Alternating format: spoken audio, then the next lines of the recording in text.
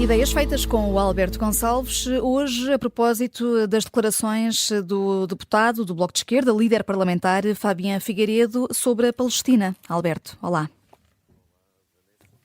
Foi o dia em que Zelensky veio a Portugal. Zelensky é presidente da Ucrânia, como se sabe. Talvez não saiba, talvez nem tantos saibam que ele também é judeu e, por uma vez, é um judeu que é bem recebido em Portugal. E ainda bem que é. Mas, infelizmente, não parece ser um caso frequente, ou hoje em dia não parece ser uma atitude normal. Porque ontem, 27 de maio, o embaixador de Israel em Portugal enviou uma carta a vários reitores das universidades portuguesas,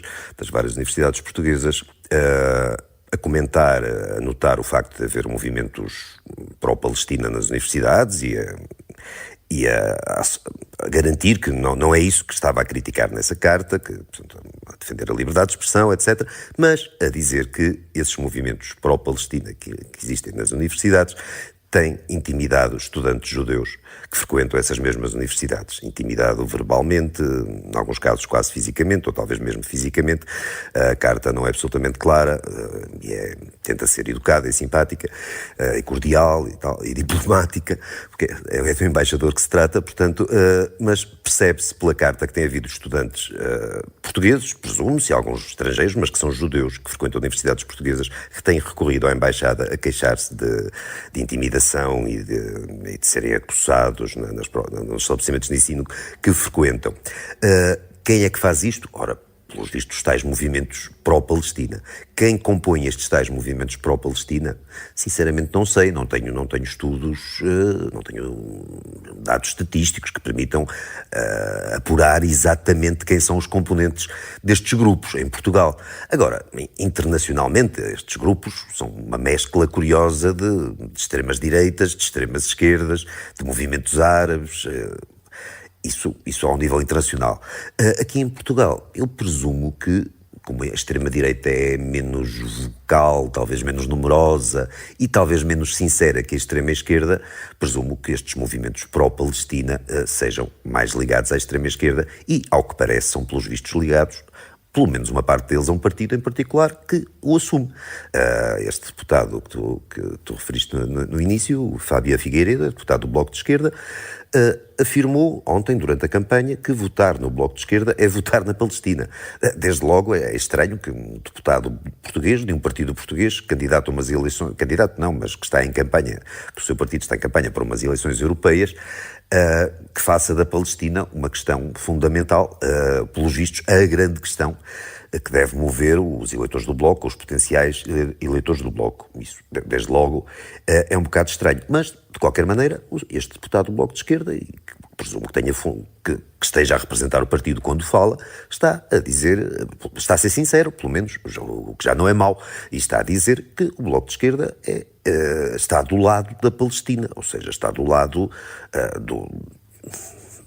eu ia dizer do Hamas, porque não é difícil extrapolar até esse ponto, e está sobretudo, é mais esse o ponto, está sobretudo contra Israel. O Bloco de Esquerda ao menos assume-se, nem todos o fazem, ao menos assume-se como um partido, não se diz antissemita porque fica feio, mas antisionista. É por isso que este deputado entendeu, com certeza com o aval dos seus dirigentes, fazer estas afirmações, e estas afirmações permitem ou alimentam o tal ambiente, por exemplo, nos campos universitários portugueses, o tal ambiente que leva a que meninos e meninas, alguns sabem o que estão a fazer, infelizmente, e outros, infelizmente, por outros motivos, não sabem o que estão a fazer nem o que estão a dizer, mas que possam fazer de qualquer estudante, apenas pelo facto de ele ser judeu, possam fazer dele um alvo da sua intimidação e de insultos e do que calha. Numa altura em que tanto se escuta e tanto se comenta e tanta indignação à solta por causa dos discursos de ódio, por causa dos crimes de ódio, por causa dessas coisas todas, alguns reais, cometidos por delinquentes, naturalmente, outros inventados, como se viu naquele caso relativamente recente, uma criança nepalesa que tinha sido linchada, e por vistos, e obviamente não houve linchamento nenhum, felizmente, e parece que nem terá havido criança nepalesa nenhuma.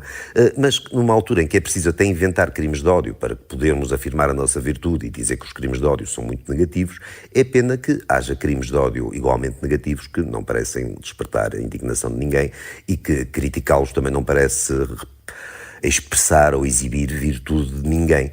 É pena que estas coisas passem corriqueiramente, se tornem rotina e coisas que nós achávamos que já tinham acabado há muito tempo. Isto é um ódio velho, o ódio aos judeus, é um ódio muito antigo que já falei aqui no Ideias Feitas, e mesmo que eu não falasse, ele não deixava de existir e não deixava de ter regressado com um fulgor que, repito, como já disse outras vezes, para mim é um bocadinho surpreendente.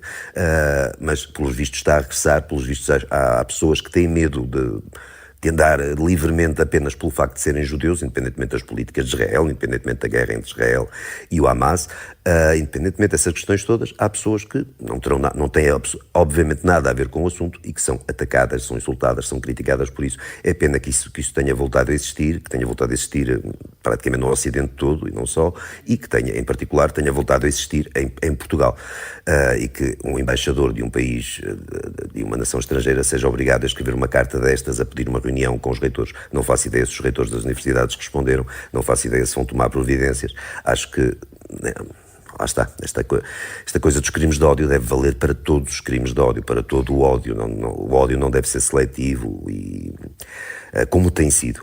Esperemos que haja uma resposta, esperemos que estas coisas não existam, mas pronto, o Bloco de Esquerda pelo menos tem aqui, se não os seus eleitores, tem aqui um potencial eleitorado, e é este eleitorado que ele tenta cativar, que os senhores do Bloco de Esquerda tentam cativar com estas afirmações, que, repito, votar no Bloco de Esquerda é votar na Palestina. As pessoas, os eleitores portugueses, os cidadãos, façam com esta frase o que entenderem fazer.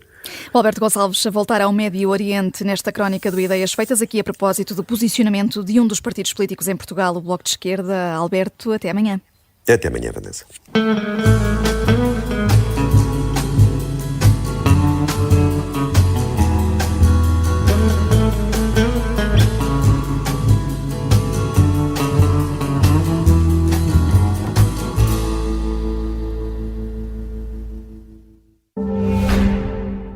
O Ideias Feitas conta com o apoio do Azeite Talismã.